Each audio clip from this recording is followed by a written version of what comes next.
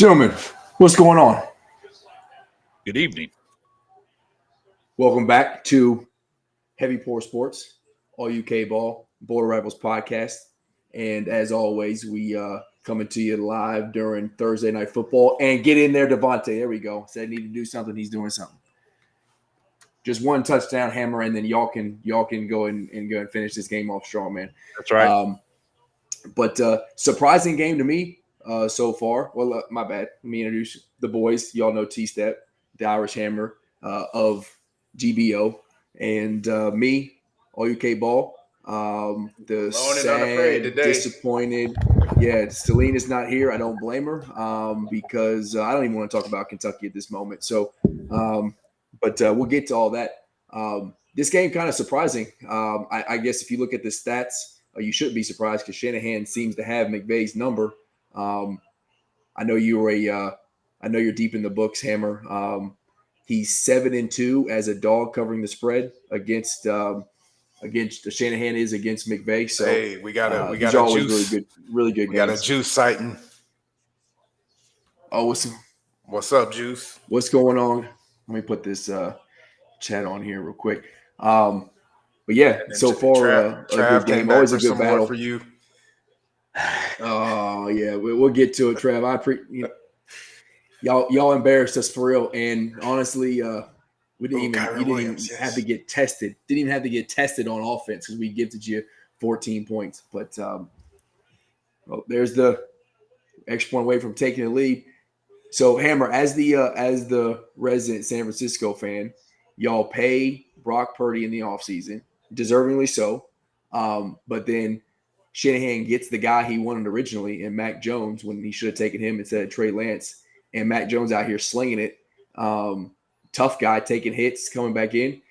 What do you think happens by the end of the season? You think Mac Jones takes the job? You think they ride with Brock Purdy? And do you have a preference? Well, you don't pay a guy all that money to sit on the bench. So, wow. Of course, there's always you can't. Matt Castle, right? Matt Castle with the Seahawks? Yeah. Russell Wilson started cooking. We've seen it, but I don't think that happens because, when Purdy's healthy, he's the career leader in quarterback rating in the NFL right now. So you don't sit him. No matter how good Mac plays, when Purdy's healthy, he's on the field. I don't think there's any question, and that's the way it should be until his play dictates otherwise. So I think it's just a luxury that the 49ers have.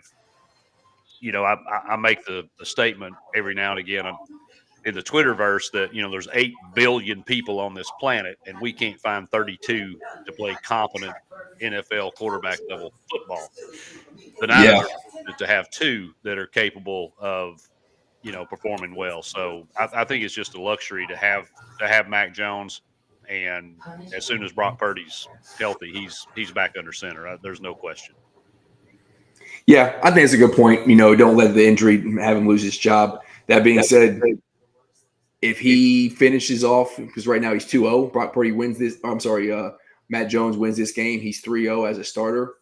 I think some people start getting loud, but it'll be interesting how you play out. But like you said, it's not a bad problem to have as long as the locker room can kind of figure it out.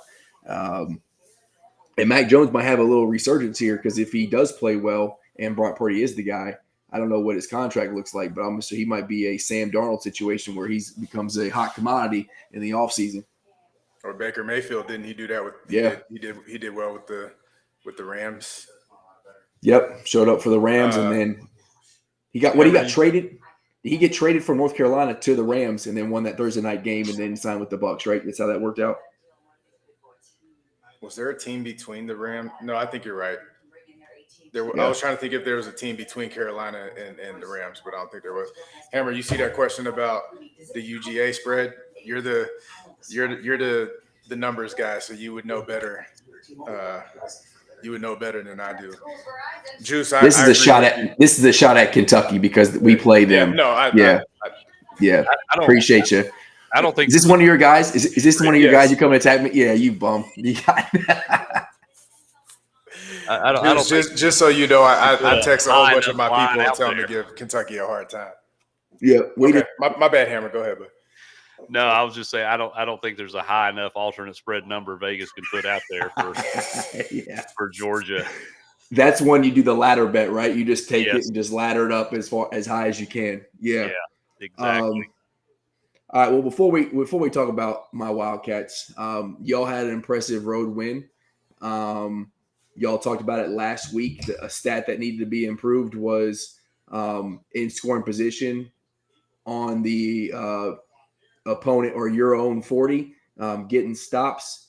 I don't know if you can call that an improvement based on what you saw, but you got a W. Didn't turn the ball over on the road. Overtime win. How did you see that? What do you think about that game? How it played out? And moving forward, you got a bye week. What some things you think you got to clean up as you get into like the teeth of SEC play? Jug machine. Get on the jug machine. Yesterday, we just way too many drops. Some of Kitzelman's, he kept going up the middle. Joey would throw it high and hard, and then that's what makes it pop up. So from the quarterback perspective, if you're throwing it in the middle, you got to hit the guy in the numbers, one, so he can protect himself, but two, if he pops it up in the middle of the field, that's an interception waiting to happen. So Joey's got to get it. He's got to get it down a little bit when you're throwing it in the middle. But our guys got to bring the ball in. Like Kitzelman's got to catch those. Tough catch. Maybe he wasn't ready for it. Wasn't expecting it. I don't know. But you got to catch them. But let's get those down. I think Mississippi State came in with a concentrated effort to stop the run. But it was crazy to me that Joey had 40 passing attempts, and between Bishop and Star Thomas, we only had 21 carries. And then Peyton Lewis had 3. So 24 carries from our running backs compared to 40 passes is not the recipe that I've seen from Heupel. Now put up 41 points. So and it should have been, we should have had another touchdown in there with that one they called back from Brazel. But I'd still like to see us lean. Our running backs were just too dynamic, and I don't think we gave them enough chance to really break anything. And also, I tweeted it out with Matthews. Mike Matthews is not an overly refined wide receiver at this point. And so I go back into the days where we had Cordero Patterson. He came from JUCO. He was not a very good receiver. He was just by far the best athlete on the field. And so instead of having him run all the route tree and do all this, we just got him the ball and let him work. So maybe we need to do that with Matthews, since he's kind of having some issues with drops and whatnot. He'll continue to refine his wide receiver game, but he's really dynamic with the ball in his hand. So let's get him the ball, get him space, and let him go. And then obviously I'm with Juice. Brazel's got more receiver yards than all the Kentucky guys put together. Like just keep going to Brazel. You guys know I kind of been on Joey about taking these gambles, but so far Brazel's showing that it pays off. So I might be becoming a believer in those. But yeah, he's just a hell of a red zone threat too, man. He's a big body. He can get. I mean, and he can. He's a good route runner. So he can get inside, and you also can just. I mean, again, what is he? 6'4", 6'5"? He's 6'5". Yeah, he's 6'5". Yeah, so he's not get him running across the field, throw it to the crossbar, and let him go get it, man. Yeah, he's not just a straight line 6'5". Like he's really twitchy for a 6'5" dude. He can run the route tree. He's an outstanding receiver. I was excited about him during the preseason. I was like, Brazel's who I want to see do the daggum thing, and he's doing it. But I still like to see a concentrated effort on the run. And now with Brazel being a Biletnikoff type dude, I'm curious to see what defenses are going to try to do. Because if you leave a light box, our running backs are way too dynamic. You stack the box, our receivers are dynamic. So we're putting, as we learned in the Marine Corps, the horns of a dilemma. You got to pick your poison, and we'll hit you the other way. And so it looked like with Mississippi State, they chose to stop the run, and so we went with 40 passes, and 335 yards and went off. So any turnovers? Did he throw a pick?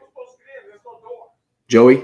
He had 2 picks, but neither one of them were his fault. They were ones that bounced off the hands of his guys. So, but that's what I was saying about Kittleman. Like, if you're throwing it over the middle, don't have your tight end reaching up here to catch the ball. You put it on his numbers, 1, so he can protect himself, but 2, if it's incomplete, it just falls in the dirt instead of popping up in the air.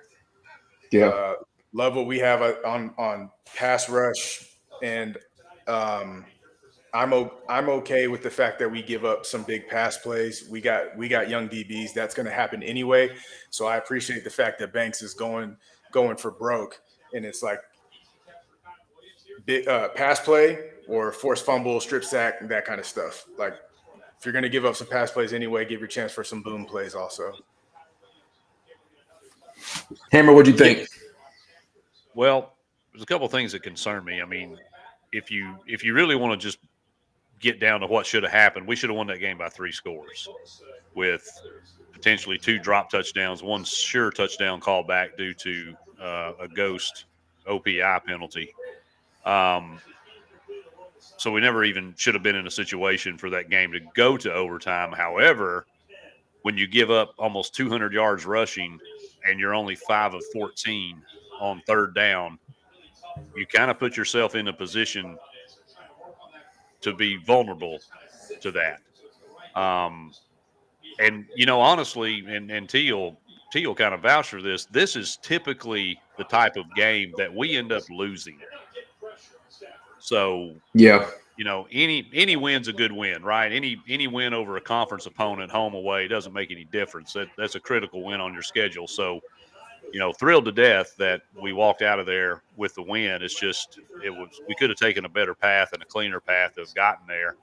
And it's definitely something that's got to improve because we still have a couple more big road games on our schedule in Tuscaloosa and the Gonorrhea Bowl down there in Gainesville.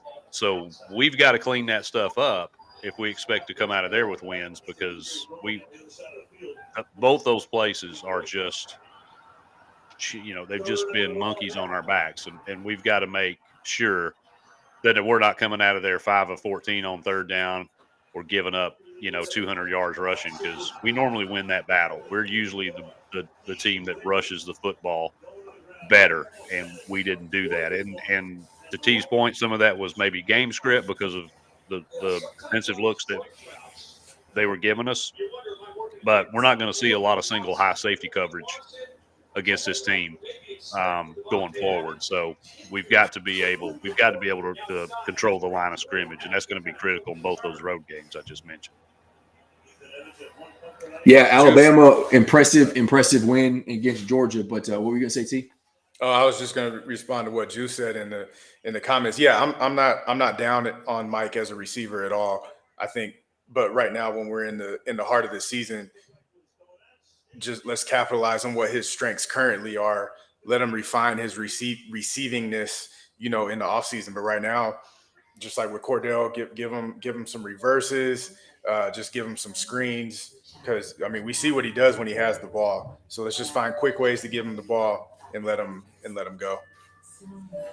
Yeah, let him be an athlete, right? Just get him out in space, let him be an athlete. Yeah.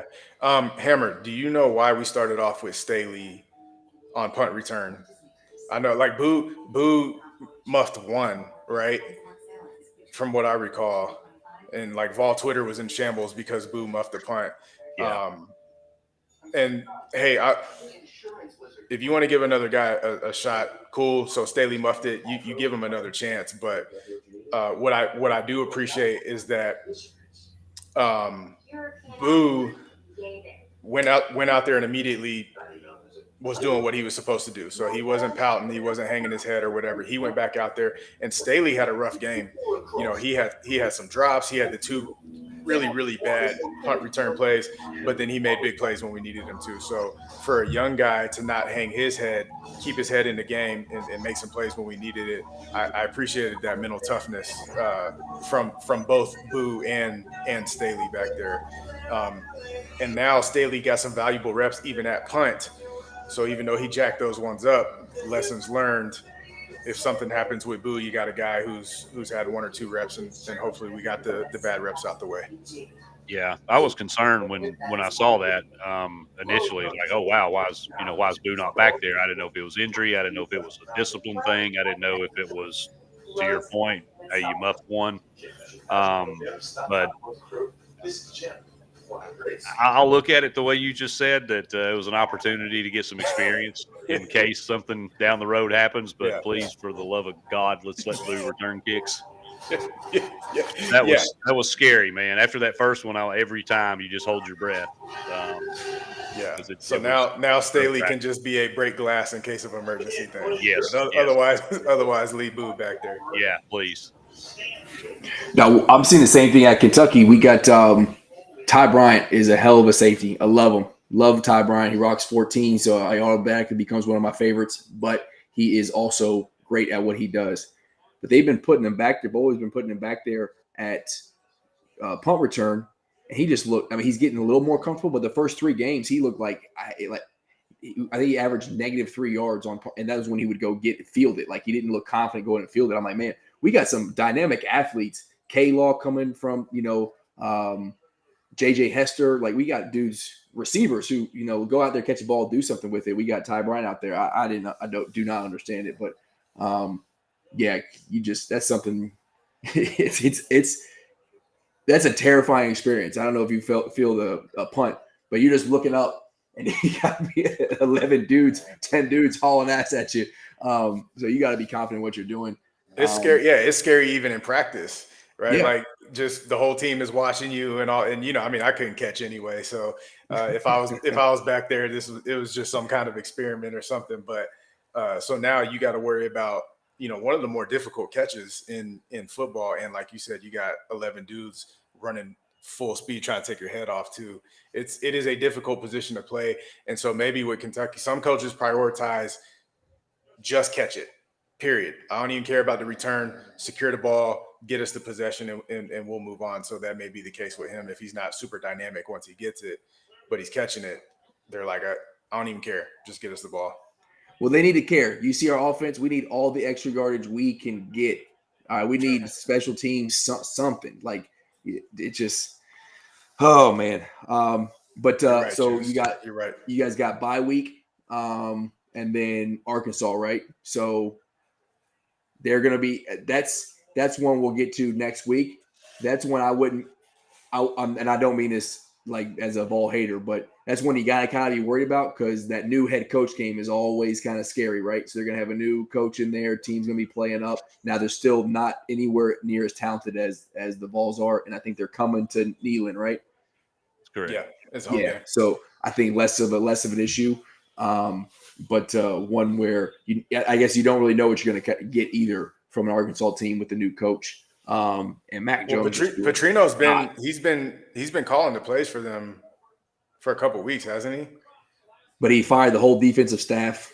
Right. So offensively, you know what you're going to get, and Arkansas has actually been really good offensively. Defensively, they've been horrible. So, do you think they let him have a motorcycle? No, they will not. They will not. And probably an all-male staff. Yeah. His motorcycle's in storage with Hugh Freeze's social media accounts. So. Yeah. Well, okay. So y'all got a little bit of a break. We don't have a break. Well, hold on. Go ahead. Juice. What do we do this weekend? And Hammer, what do we do this weekend since we don't have our beloved Vols to watch? Me, I'm not going to get to watch much football. I have training for work that I got to do, but it came on the perfect Saturday because it's our bye week. But what do you do this weekend without our beloved Vols to watch? Troll UCLA fans. Did you see the stat that came out there? UCLA has 0 minutes with a lead this season. They're going to go winless this year, no question. They're going 0-12. Yeah, all their opportunities to win that window's already closed. So, but I mean, you got Miami, Florida State's the big game, right? I mean, I know Alabama, Vandy. I do not understand why terrible Game Day's decision. going there. Terrible decision. It should 100% be the Miami game. Is Miami, Florida State on ABC too? Coach Evans, stop it. Yeah. Stop it. Yeah. We know. Yet, Coach. Yeah. We know he doesn't believe that. He doesn't believe that. Of all people. Before I get started on my rant, there is a positive to Kentucky getting embarrassed by South Carolina, because they would have won that game. I'd have been on this show convincing myself and everybody else why Kentucky might go to Athens and win that football game. You would not convince anybody else. Like, you would only convince yourself. Pretty persuasive. I'm pretty persuasive. Convince yourself by Saturday that Kentucky's going to go to Athens and win that ball game. You can't come flex your little muscles on all of us and try to like bully us into it. So you are not going to convince us via wordplay. Oh man, it was so. Yes, Miami and Florida State is ABC to answer your question. So they should 100% should have game day should be there. I think if Florida State doesn't lose to Virginia, they are there for sure. But even with the one loss, that's still the top of the ACC. Throw Georgia Tech in there maybe. This is a hell of a drive San Francisco's got going on, Hammer. You got to be liking this 4-minute offense. Mac Jones doing his thing. But and that is damn near a home game in SoFi. Oh, yeah. San Francisco traveled well. But all right, so Kentucky, South Carolina. Did you all catch any of the game at all? Did you even care to watch it or see any highlights? I had it up on the quad box and kept an eye on it, and it went pretty much how I thought it would go. So I didn't keep a sharp eye on the game. It went about just as well as I thought it was going to go for the first quarter and a half. Y'all scored first, right? Yeah, doing the watch long, got the ball first, went down there and ran it down their throat. I mean, just Seth McGowan looked absolutely phenomenal like he has all season. Dowdell was going. Couple of push passes to K-Law to boost Cutter Bowley's stats a little bit, just the extension of the run game, though. Driving down the field, he took 2 shot plays early in that first drive. You could tell he wasn't reading defense. He was just throwing the ball because every time it was in double coverage, but thankfully it was just sailed over the receiver and corner's head. But we got down there, ended with the touchdown with a 20-yard run. Had South Carolina on the ropes early. They go for it on 4th down. Sellers converts it. They go down and score. But then we go right back down. We get in the red zone, mostly off the run game. Good call by Bush Hamdan, 3rd and 2. Those little screen out to Willie Rodriguez. They were all clearly expecting a run. And the linebacker was in man coverage, just got crossed up. Willie goes for a 53-yard play, most of it yards after the catch. But then we get in the red zone.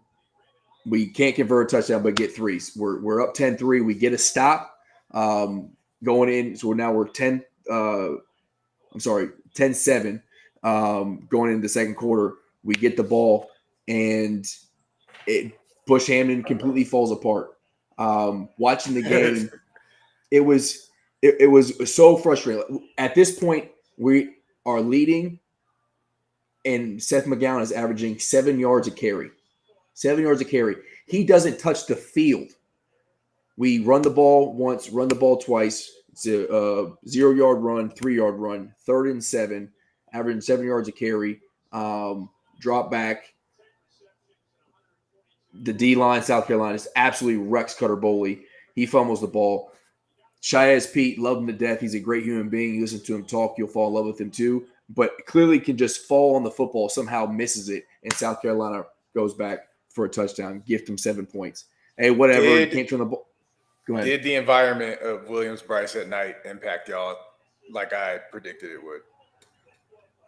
No, I don't think so. We impacted ourselves. Man. It's like because we were winning that ball game, and like they couldn't stop us when we run the ball. Like the run game silencing the crowd, that like cliche, it happened early in the first quarter. I don't think they expected us. Now that touchdown they scored on their first drive, but after we got a stop, their offense looked like crap, just like I said it was going to. They in that first quarter and a half, their offense was tested. Sellers looked terrible. His feet were all over the place. There was no pressure. Like we were rushing 4. We weren't getting a lot of pressure on him, but he wasn't comfortable in the pocket. He was missing easy throws. But then all of a sudden, they get a defensive touchdown, and then we come back out again, start slinging the ball. Second play of that drive, we're only down a single score. Cutter throws the pick six. We gift him 14 points, and then we just never recovered. Instead of saying, hey, we're only going to be able to win leaning on the run game. Hopefully the defense can get a stop, get a turnover, but like we still got to feed Seth and Dowdell. Seth McGowan only had 17 carries, and we try to get back in the ball game off Cutter. And that's when he started looking a little bit rattled, and that's when Lenora Sellers started looking comfortable. He's got a 14-point lead, and now he can just kind of go out there and have fun, play ball. He started scrambling again, off-script type stuff.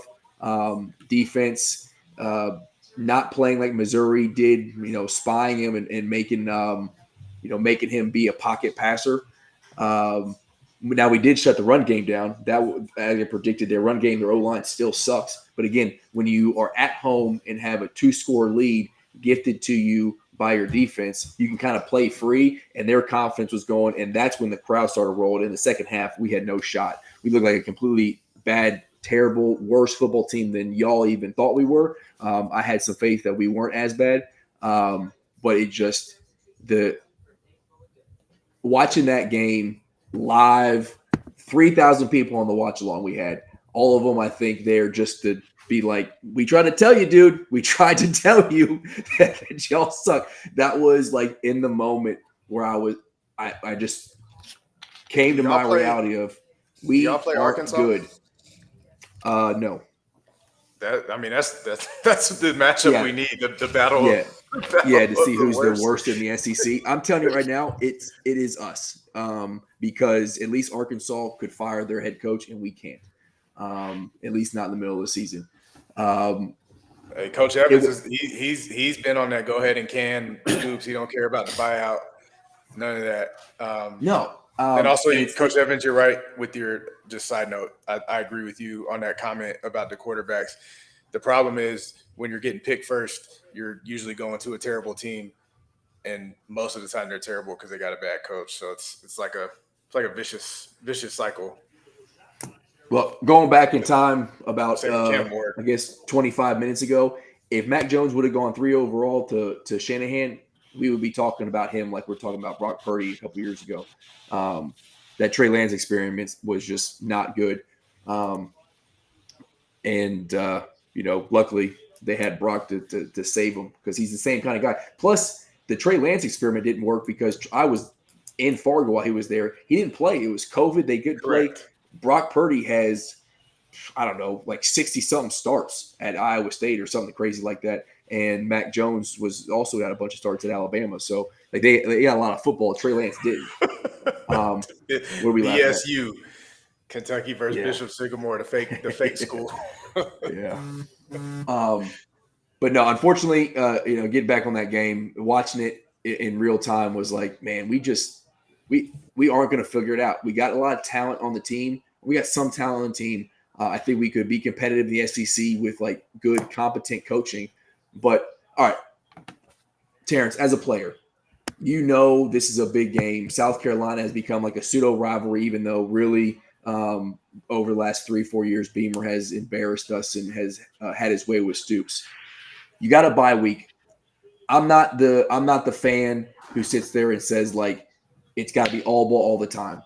But you hear about dudes in their off week at other schools watching other college football teams play and not focusing on like the matchup and a tough road environment in South Carolina where you can potentially like flip the season around, at least the narrative short term. Like, how do you feel about that? Because I hear that and go, man, I really would have liked. If I'm a coach, I'm like, y'all ain't going nowhere. Like, we got to win this ball game. It's film, practice, and recovery. That's what we're doing. I give you a Sunday off or something like that, but like, I need you here. Focusing on this football game to get a win. We'll celebrate. You'll get a winner's Sunday or winner's Monday or something like that. But how do you feel as a player? You agree with kind of let them go do their thing, decompress, or you need to be in the building focusing on this football game?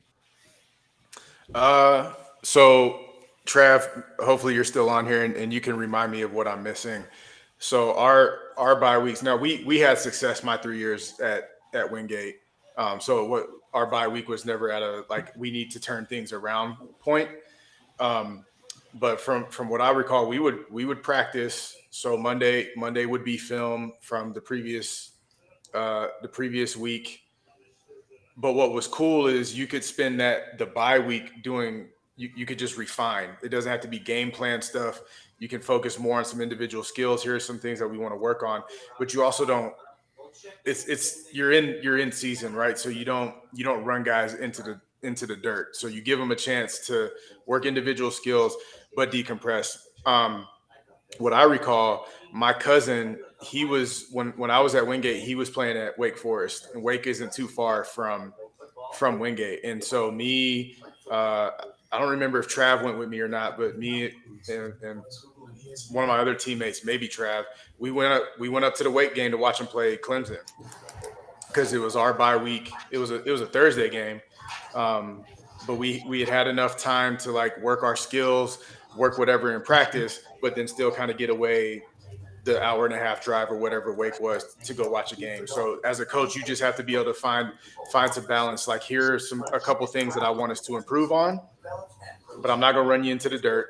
Let's spend this week kind of getting some individual improvement, and then next week we'll get into game plan stuff. But if you just spend 2 weeks drilling into them, like we got to turn the season around, we got to be you're gonna burn people out. Yeah, and to JD's point here, maybe it's just the Kentucky fandom and how terrible we are after a bye week. I hear some of those things happening, on the show we had on Saturday. Like it's someone who has guys within the program and does some business and whatnot is telling me, what he's hearing. I'm like, man, it's just if I think if I put myself in Stoops' shoes, maybe it's the wrong move, or maybe it's a gamble, because if you don't go win and you tell the team like you ain't going anywhere, we're practicing, like maybe we're not full on, we're walkthroughs, we're film room, something, we're keeping our mind engaged. I'm not just letting you go to the wins. Like we are in season, so you're here focusing on ball. Most of you are getting paid very well to do this, right? So like you're staying here and collecting a paycheck, and because I'm coaching for my life, right? Like I'm coaching, I cannot go to South Carolina and get embarrassed by Shane Beamer again. You're going to lose your guys if you do that, though. Yeah, you will. Yeah, I don't know. I think if you try to run them like we run Marines, man, like you can't. Yeah, maybe, but it's just it's one of those things where I think it's result driven. Like if you go there and all of a sudden there is like a big improvement, right? It's like it's Bill Belichick at New England with Tom Brady, right? Since he's left New England, he has sucked. But while he was there, it was like the Bill Belichick model was like you're here and you're focusing on ball all the time, taking out all the distractions. You can have your time in the off season, but it worked. They were winning championships, Super Bowls. People wanted to go there and could deal with that that strict discipline kind of. Did you feel like there was an effort authoritarian issue? I think there was outside of the first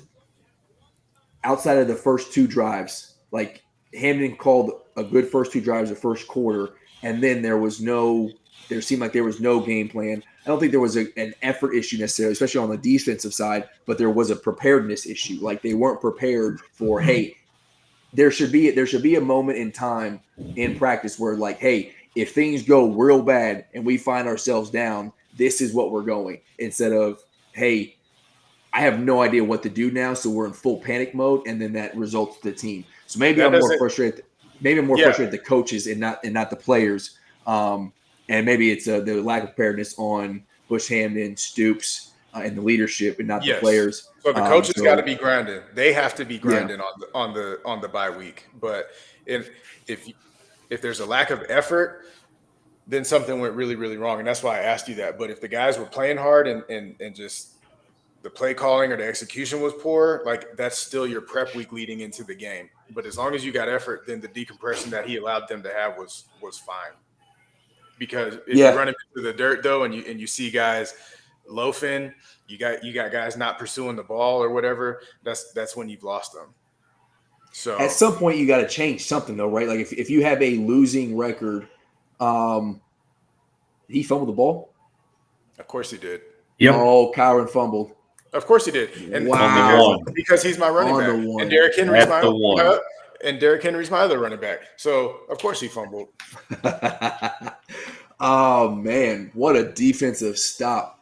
But okay, so yeah, I see what you're saying. I don't disagree with you. I normally fall on that side of things. Like I'm the one who, when the old geezer Kentucky fan sees Cal's team at Drake's house playing in the pool in the summertime, they're like, you should be in practice focusing on winning postseason games. It's like, come on, man. Like, they're in Canada. They just won a gold medal. They get to go to Drake's house and swim. They should be able to do that. Like, that's normally my side of things.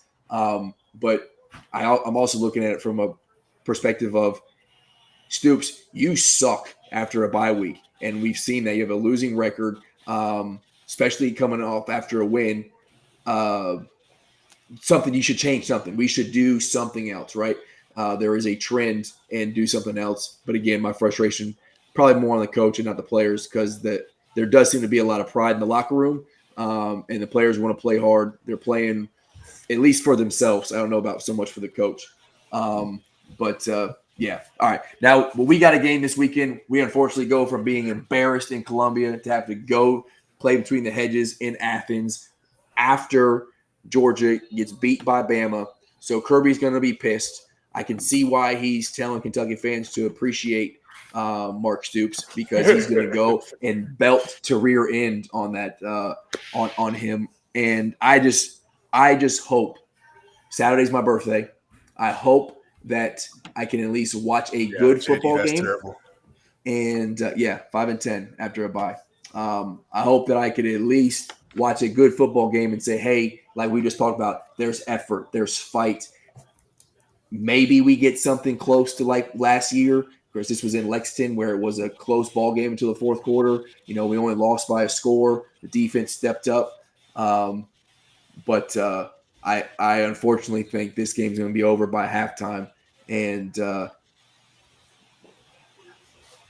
I don't even have an analysis on the football game. I haven't looked it up. I don't. You can see like I'm frustrated. But to continue my vent session, you guys are therapy for me right now.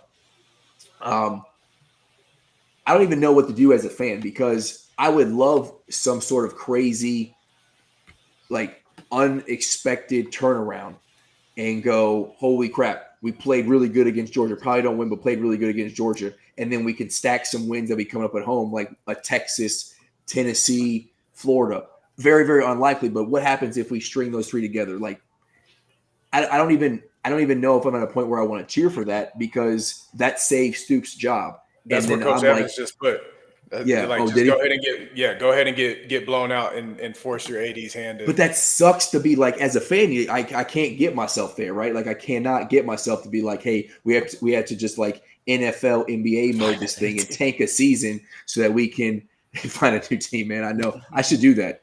Well, who was that Kentucky fan that was like, I'm a Kentucky basketball fan, but I'm an Ohio State football fan because I'm from Ohio? I was like, no, I can't. I gave up. He had to be a bot. Yeah. My grandfather went to Georgia. My father-in-law went to Georgia. My mom and my aunt and my uncle went to Florida State. I just, at some point you gotta be like, hey, this is what I am. I'm a Kentucky fan. Isn't your mom a Tennessee fan now? So you come on over, man. Me and Hammer, we gonna welcome you with open arms. Come on. That's right. Ain't doing that. Ain't doing that. Could you imagine me with like one of those Kentucky jerseys with like half blue, half orange? You could take me serious. I should be kicked off the internet. Yeah. Hammer, do you remember when Nick Saban was telling us to appreciate Dooley as a coach? Yeah. And where he was saying, and now anybody with any kind of common sense knew that Dooley was going to be terrible. He had a losing record at Louisiana Tech. Like, he couldn't even win in the WAC. Yeah. And 17-20 in the WAC. So we knew he was going to be terrible, and Nick Saban knew it too, and he wanted us to hold on to him as long as possible for an easy win. So he was like, "No, just trust him and stick with him. He's a really good coach, and he's going to get him. He's going to get that ship righted and all this stuff." And Dooley is literally the worst coach in Tennessee history. Kirby saying appreciate Mark Stoops is basically the same thing as me saying extend Mark Stoops. Unfortunately. And JD, that's cheating. Sorry, Hammer, go. No, it's what's good. That? What's cheating? Which cheating? His cousin, team? Kentucky basketball and Bama football. Like, come on, man. Oh, yeah. That's the two most corrupt programs in college sports history. Stop. You mean the most decorated college basketball program in history. But sorry, you were saying extend Stoops. Yeah, I mean it's the same, it's same song, different verse. That's a kiss of death basically to a fan base when you're told to appreciate what you have. It's it's bad. That's a winner in life. He's a winner in life. Boy, yeah. I mean, honest to God, Rando, let me ask you this, because I was looking at this earlier in the week, and man, he almost had that. Mm-hmm. Other than Tennessee Tech, legitimately, give me legit. Take the UK hat off for a minute and look at it objectively. Where do you see any wins on Kentucky's remaining schedule? I think it depends on how Louisville plays and kind of figures it out. How if Braum can get that quarterback situation, because Miller Moss didn't look great. They should have lost to Pitt. Pitt's coach completely botched that fourth quarter. But they've had a cupcake schedule up until Pitt, and you could argue Pitt's cupcake too. But so we'll see what Louisville looks like at the end of the season. We're both going to be there. I think we get one of the SEC home wins, but why would I think that? Because we haven't had one in 2 years. Well, you do get Florida at home, and that's for whatever reason, Florida, Stoops seems to own Florida. I mean, if we beat Florida, which I think is a possibility, that's a 9-6 ball game, like legit. Oh, it'll be ugly. It'll be a rock fight. Yeah, and it's because it's at home, and Kentucky fans, even if we haven't won a game up until that point, Kentucky fans will show up because we hate Florida, and ticket prices will be dirt cheap, so there'll be a reason to go tailgate and go watch a football game.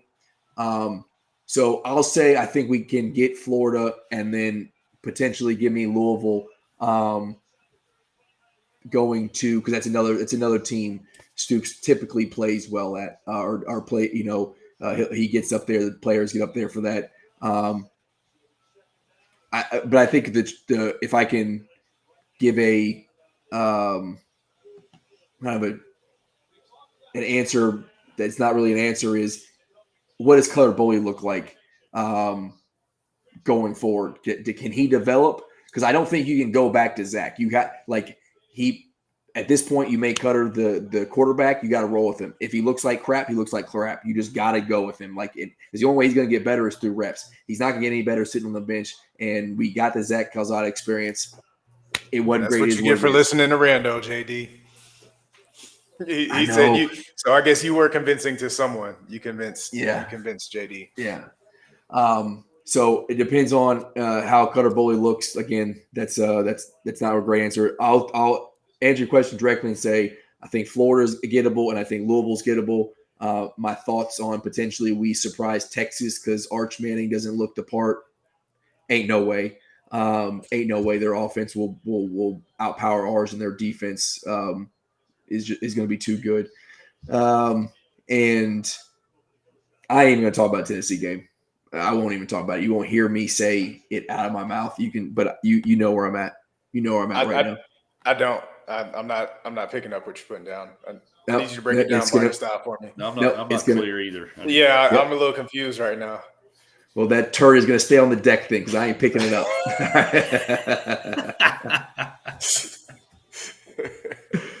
I guess me and Hammer just going to be confused out here then.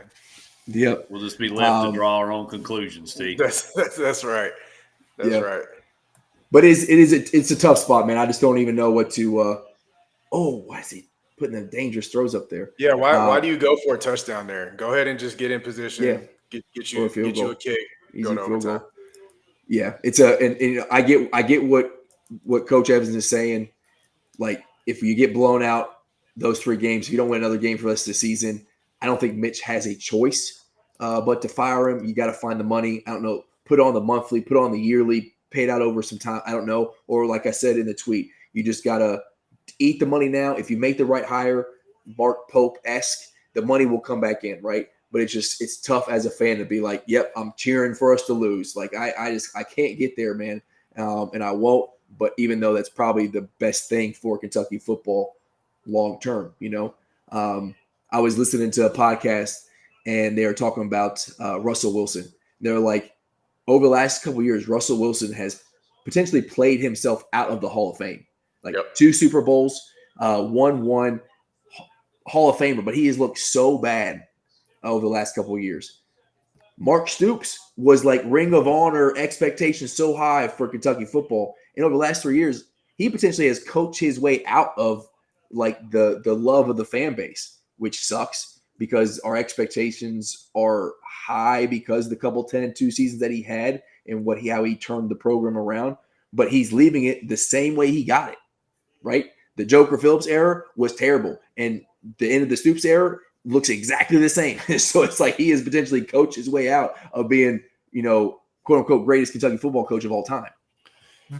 That is a thing because it's already happening in the Tennessee fan base. Like it's not widespread, but you already got your grumblings where, oh, Heupel is peaked and blah blah blah blah. Like, no, man, this dude is taking our program from the ashes. I mean, we were a doormat in the SEC, and he put us in the playoffs the first year of the college football playoffs. Like, I mean, so you're going to have that portion of the fan base, but now if you have this is what I was telling you to start the season. The issue with Stoops is not only he hasn't plateaued, but he's going back down, and that's what you just cannot do is get worse. Like, what you want to see from a coach is get better every year, team get better every year, and then fan base can stomach a plateau for a year or two. But when you are on the decline and then you have it possibly 2 years in a row, you will lose the fan base. And the fans who are Kentucky fans have to be passionate to be Kentucky fans. So they're gonna be loud about, hey, this has to be it. That's 2 years where we've been on the decline after 2 years of having plateaued or whatever the case. So I try to tell Tennessee fans they got to calm down. Like, this Heupel is not on the decline, and so just because he frustrates you with something, who would you replace Heupel with? Like, Hammer, like right now, I wouldn't want anybody to take Heupel's place. I'm not saying he is the number 1 coach in college football, but I wouldn't want to replace him with anybody. No, it would be a very short list of names. That maybe Kirby, Kirby, Dan Lanning, Oregon. I don't know that I would with Dan Lanning. Like, they're probably roughly even right now. I mean, Kirby is the only one who has a solidified leg up on hype. So yeah, and then if you flip them, put Heupel with Oregon Nike money. Is he performing more? Like, I don't know. So I think Dan Lanning's a good coach. I also think he's elevated by the support he has out there in Eugene for sure. Yeah, because that's the landscape now. So, yeah, and I don't know, Coach. I don't know how to answer this question. What does the offseason excitement level look like if we go 4-8? If y'all bring in a new coach, then it's going to be high. It's going to be high. Yeah, it's gotta be. But if y'all keep Stoops, y'all gonna be frustrated. And you've got to win one of these transfer portal lottery players. Like, I gave you crap about it, and probably will continue to. But this quarterback savior effort that's gone on since for the last 3 years or so. Eventually, you got to hit one of those. Otherwise, it doesn't matter who you bring in there as a coach. If you don't have a trigger man and you can't execute an offense. it's almost got to be coupled, right? Like these programs, it does. Like these programs that are successful with QB transfers, or like, hey, I'm bringing quarterback and OC together, right? I'm bringing them together so they know the system. Like, I'm comfortable with. I'm not going to a new school. I'm not going to elevated competition and also learning a new system, especially when the new system is being coached by an incompetent individual. Like I don't understand Bush Hamdan's new model. He got the job. He had Ashton Genty, who great college running back, probably going to be a great pro running back. But he was averaging like 48 carries a game combined throughout the team. Genty was getting like 18. There was another 11 or 12 from the backup who's playing for Seattle now, Halami, or I forget the guy's name. But like, you got Seth McGowan, you got Dowdell. These dudes should be getting 30 carries plus, like, running. And also, Cutter Bowie, decent athlete. Use him too. I think he had Taylon Green out there who's now at Arkansas, so like obviously better athlete, but he was using the quarterback runs and whatnot. I don't understand it, man. I just don't get him coming here and seemingly changing things up now that he's got personnel to do the thing that made him successful at Boise State. But maybe it was he was successful at Boise State against that conference and he's not able to adjust to the SEC. I don't know. But to your point, Hammer, yeah, 100% a thing. Yeah. To your point, Hammer, Stoops brought Hamdan back, and he picked Calzada out of the portal to put this season on, which was very important, and say, all my eggs are in these two guys' basket. These guys are going to be able to figure it out. Got a dude playing college football for 7 years. He was one time thought to be SEC level good, highly recruited, and Bush Hamdan being here for a second year, the continuity is what we need. And he missed. And it's just like at some point he's got to be held accountable for that. And we'll see. I don't know what the excitement level is if Stoops comes back. I do know that this year – no, there's not. I know this year a lot of like legacy tailgaters and spending a bunch of money on bringing a bunch of things out there. Like they've been doing it for years and years, bringing buses and RVs and whatnot. Season ticket holders were like, I'm done with it. Like I ain't doing it this year. And I think that's going to continue to happen, especially if we're going to keep jacking prices up for – shitty performance. So yeah. Trav, Kentucky does have money, but and we talked about it a few episodes ago, but they released to Big Blue Nation like what their percentage split was. And I think it's a good debate if you're a school like Kentucky. So you have all this history with basketball. So do you continue to allocate the majority of your resources towards basketball to maintain that success and legacy and history that you have in basketball, but you're an SEC school, so theoretically you care about football. So do you rob Peter to pay Paul to elevate both programs, or do you make sure that Peter can walk on water? And I think that's the dilemma that Kentucky football or Kentucky athletics is in right now. Because basketball hasn't been to what their standard of excellence is. They haven't been to a Final Four in a decade or something like that. So they need to pour more resources. Yeah, so they need to pour more resources into basketball, but then their football team is going to continue to go winless in the SEC or one win in the SEC if they don't allocate resources there. So it's a tough dilemma for Mitch, whatever his what's his 80s name? Mitch Barnhart. Barnhart. Yeah, I just see Coach Evans say Mitch all the time. So so it's a dilemma for Mitch because he has money, but how do you split it up is I think tough for Kentucky athletics. And you'll have your diehard Kentucky football fans who are like, you got to give them the money to be successful. You can't be a fan and be like, I want the football team and have high expectations if you don't give them money. But I think it was originally reported 40% of the money of the rev share was going to go to Kentucky basketball, 30% to Kentucky football. I think that actually got cleared up. It was more closer to 50-50. But when you're thinking about what a basketball roster is of 15 people and a football roster of 90 people, that's still a lot more money to the basketball program. What's your cash cow in any school? Always football. Always it's going to be football. Correct. But I think what you do though is, at least from my perspective, if I get to pick, it's that rev share money. A lot of it's going to go to 50% is going to go to the basketball, 45% is going to go to basketball, and then my other football money is going to hey coach, especially if it Stoops, go find it. You can get NIL money other places, right?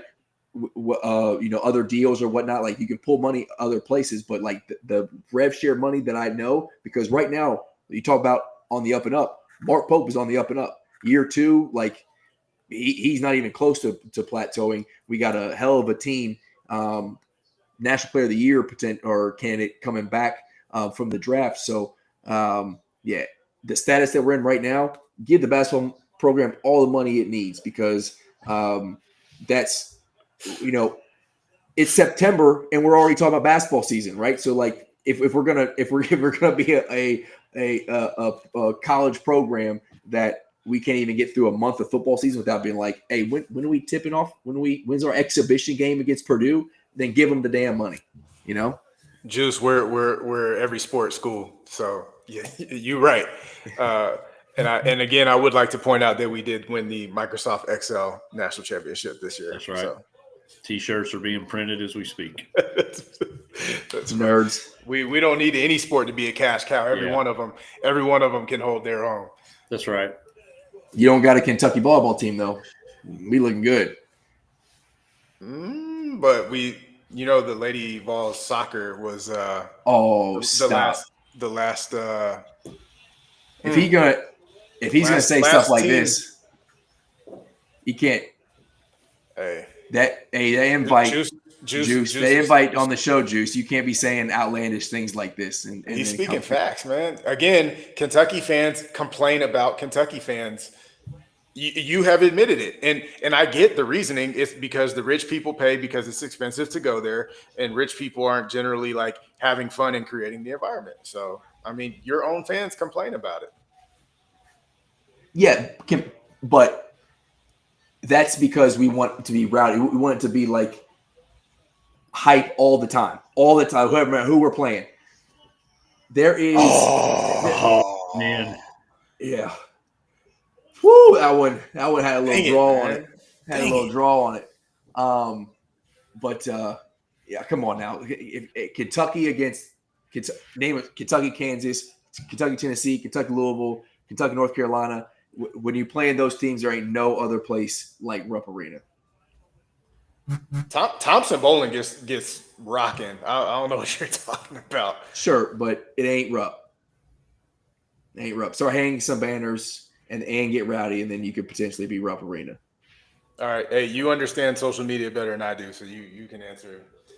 You can answer. What's this? Juice say trying to get a shout out. Yeah. Retweet all this stuff, man. We are a for-profit organization. You can send us out whatever you want to. Oh, are we? We're not making a profit, but we are for-profit. Yeah, all about it. Yeah. We're not getting any. No money, but we would like we're just to. very supportive of it. Okay. Got it. If I was in a state that I could gamble, or Hammer would have made me some money this year for sure. We need to continue the hot streak as I move over somewhere. As I move over somewhere to where I can gamble on the East Coast. Yeah, Hammer don't play with those bets. I'm not a betting man, but if I was, I would follow Hammer. Dang. Yeah, blind squirrel finds a nut every now and again. So, right, keep finding them. Hey T, did you realize that we've got the number one rated football player and the number one basketball player? I saw that Nate Ament just got elevated to number one today, right? Yeah. We're talking basketball. I thought I'd just bring that up. Yeah, I mean, because we are willing to talk basketball. Absolutely willing to talk basketball. We'll talk football and basketball, and baseball. Yeah. Hey, Bench, we got Kentucky have a baseball team. We good. Kentucky baseball team's on the up too. Mingio got faith in him. Yeah, and we were okay last year. What a bomb! Ooh. What a good grief! Ooh. That's just ridiculous. Spin move into an absolute bomb. So which link would it be the YouTube link to give the? Yeah. Okay. Yeah, we I can do that. we can shoot over to you. I'll send it to him right now. But yeah, I mean, Nate Ament, we'll see. I mean, nowadays, freshmen coming in, we saw it with Cal. You're gonna be a highly talented freshman. It's rare for you to come out here and just in the college basketball landscape right now to come in and be successful. Your body type's not ready. You're playing against grown men. We'll see. Nate Ament. He's got Juice, talent. He's got the talent, but I don't know if he's ready for the big boy league yet. So this is what I said, Juice. Like he had his choice of Duke, Kentucky, Louisville, whatever, and we'll admit these are schools with long historical programs and stuff. So if you're going to come and be a one and done, is it easier to leave your name in the history books and etch your name in history after one bomb season at Tennessee or one bomb season at Kentucky? It'd be easier at Tennessee. You're Ron Mercer and Jamal Mashburn, all these people you got to deal with at Kentucky, Grant Hill, whoever else, all these people at Duke. And, we have history at Tennessee, but if you come, you see how we are with Dalton Connect. He came and had one massive season, and Dalton Connect will never pay for anything in Knoxville ever again. Kennedy Chandler came and had one, he came and won the SEC.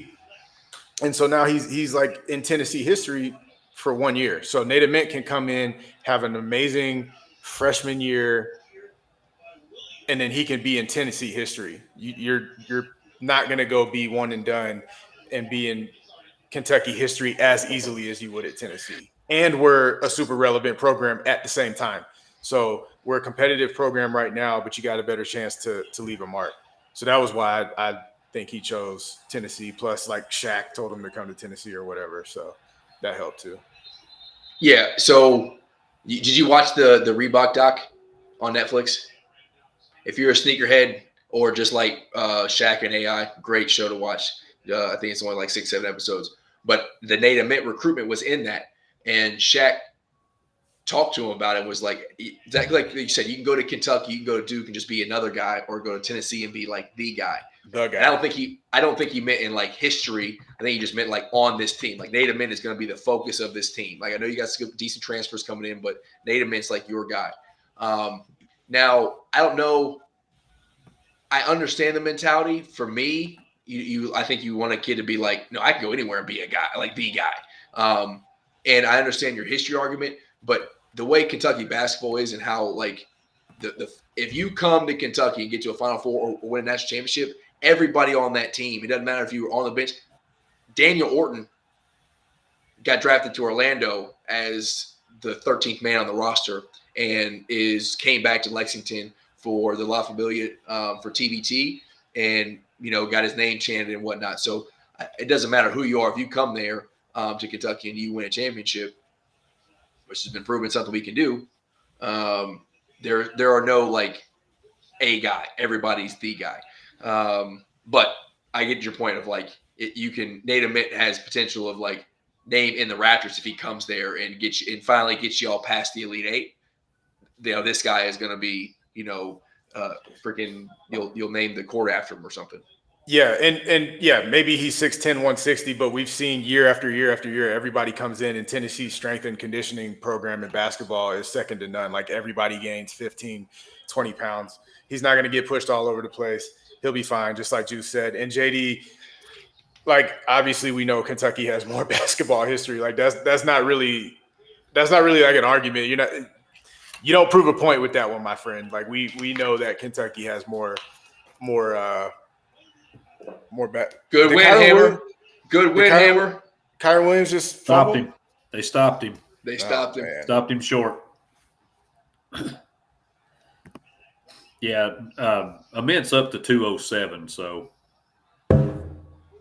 Yeah, I think he was being sarcastic. Oh, but, yeah, I know.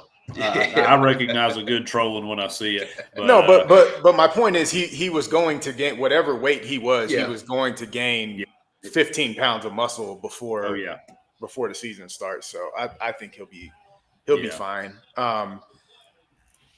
Yeah, there we go. And I mean, KD couldn't bench what like 95 pounds when he came out of Texas or whatever, but like that never stopped him from, or 135, whatever it was. So, Yeah. Juice, let's not put Nate Ament in the KD category. I think that's a little.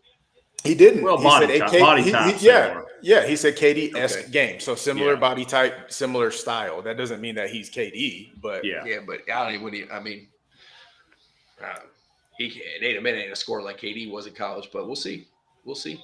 No, KD is a legitimate generational dude, right? But you can still model yourself after him. Although it sounds like most of these young kids keep modeling themselves after Paul George. But like you can model your game after him. Doesn't mean you're going to be him, but you can do some things in that vein. Just make yourself familiar with the name Malachi Moreno. No. Malachi Moreno. No. Jaden Quaidens. Never heard of him. Never heard Brandon of Garrison. And Who? Jelly. Because that's going to be the best front court in college basketball. Hands down, it won't even be close. So educate yourselves, and we'll get ready for basketball season. Estrella and Akpar gonna put them, and what's our guy that came over from Vandy? They're gonna put him in the hurt locker right there. Come on. I mean, you've got Estrella back, you've got Felix, and then you've got Cade Phillips, who filled in. Wild man. I love me some Cade Phillips. Oh yeah, he was fantastic. And then Jalen Carey, the guy from Vandy. Yeah, I mean, he's like 6'8", 270. That dude drives me nuts, man. When we played Vandy, all of a sudden, love him this year. That dude was like 20% from three. He played us in Vandy and he couldn't miss. He went crazy on us too. What is going on? Yeah, he gave us problems too. So it was frustrating. He was bullying everybody, all our people down low. So I'm glad we got him on our side now. Yeah, it's going to look and feel different at first, especially without Zakai Ziegler. I know how much Kentucky fans love Zakai, but losing record against Kentucky. Not in the postseason. Not undefeated in the tournament. Not in March Madness. Yep. Kentucky's never been still left there in the NCAA tournament. And still left there in the same weekend in the same arena in tears. Who played more games? Congratulations.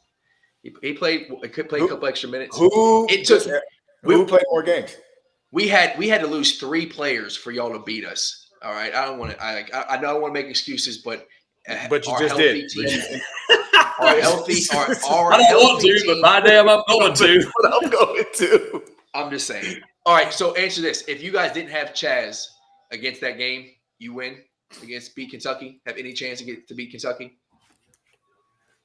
That's not a question that we. How's that even? How do you even quantify that? If we did, so that's not a question we need to answer. Well, we didn't have Jackson Robinson, our Chaslin, our guy, our dude who's going to like the transfer portal. You talk about transfer portal, unicorns or like gotta have. That was our guy. Well, we didn't have Estrella. We didn't have Estrella, so that's one of our didn't have Estrella. Stop. What do you mean? Primary big man. We had no front court depth because of Estrella all season. Starting big man. Yeah. Starting big man. We had no front court depth. So like everybody's got injuries. But come on, Rando. It's Kentucky. We're talking about Kentucky, the storied. Yeah. That's right. Keep talking about it. Program. Greatest college basketball program of all time. Yes, correct. That can't get past the first weekend. It's been a while. We did this year actually under Mark Pope's first year. Sweet 16 first year. No hope, Pope. Oh, I got all the. Listen, look at that. I got all the hope. Oh, I see all of the hope. That don't mean nothing. Yeah, that's his winning percentage this year. Is that what that number's for? All the hope. Look at that. What is that? Old Pope, new Pope. That's a one of a kind Mark Pope card. You get that off Temu or something? eBay. So maybe I don't know. All right, boys. Well, if you guys got nothing to do on Saturday, feel free to come join me. Watch Kentucky get embarrassed against Georgia. But the good news is my expectations are low, so it's not going to ruin my birthday. I just might not get to – it's a 9 a.m. tip out here in the West Coast, so I might even not get to 9:30 before I'm pouring a little bourbon in the coffee and just like, F it. Let's start celebrating early. No judgment here. Yeah, no, go for it. I've been known to put a little Irish cream in JD. Glass. So Kentucky basketball. Just so I'm clear, is now bragging about making it to Sweet 16s. The where's your banner? No, not bragging. Just perspective. Just perspective. It's not bragging. It's perspective. It is perspective. We had nobody. The roster was empty. Who cares? Built a roster in 3 weeks. What you have on the court is what you have on the court is what you have on the court. Yeah. And Mark Pope in 3 weeks put together a Sweet 16. No, not only that. No, yes, Pope, it only matters in the postseason. Set a record in his first year with most top 15 wins ever in college basketball history. So if you were that's even less reason to brag about your little Sweet 16 thing. If you're so good and all this, then you should have done something in the postseason. Okay, Zakai Ziegler, say he wasn't playing in that game. We didn't have. I'm not going to say that because he did. And remember, he tore his knee up 2 years ago, so we had to do that. Yeah, and you didn't do nothing. We won the SEC. I know that. But we only care about the postseason, right? We only care about the NCAA tournament. We're not. Listen. Where Tennessee is undefeated against Kentucky, by the way. We are. You absolutely are. You absolutely are. And when we hang banner number 9, I'm not going to give a single damn about your undefeated record against Kentucky because. Sure you will, because then you'll be like banner, banner, banner, banner. And then I'll be in Lexington, and I'll be like, where's your banner? Banner-less. You guys are not raising any banner anytime soon. All right. On that note, go Cats. Go Big Orange. Peace.